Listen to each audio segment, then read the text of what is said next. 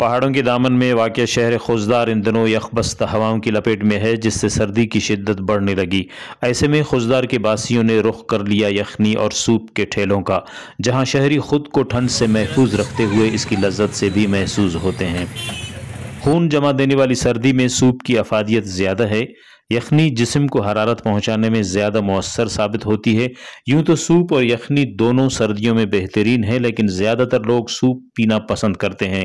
طبی ماہرین کے مطابق یخنی اور سوپ دونوں ہی غذائیت سے بھرپور ہیں اور دونوں کے سردیوں میں بہت زیادہ فائدے ہیں۔ مثلا یخنی کنین کی یخنی باز جوانو گڑا سے یخنا کنین ودانا جام باسک داڑا یخنا انت موسم ہے سیزن بھی جوان یخنی نا سر نم بس سنو یخنی کنین کی یخنی دا باز مشہور یخنی سے یخنا سیزن ہے یخ زیادہ مارے کا گڑا رش مارے کا نیا سر جی یخٹی ماشاءاللہ نہ چلیں گے کہ یخنی انت دا گرم و گڑا سے یخنی زیادہ تر مخلوق کو دیکھتے ہیں، سوپ بھی چلیں گی نا یخنی بھی چلیں گے جی دا یا گرم و گڑا سے زیادہ تر مخلوق شوکٹ کو دیکھتے ہیں یخنی یہ سوپ پہ زیادہ تر چلیں گے ماشاءاللہ یخنی۔ ایسے تو سوپ پینے کے شوقین افراد سارا سال ہی سوپ پیتے رہتے ہیں، لیکن موسم سرما آتے ہی ہر کوئی مختلف اقسام کے لذیذ سوپ پینا پسند کرتا ہے۔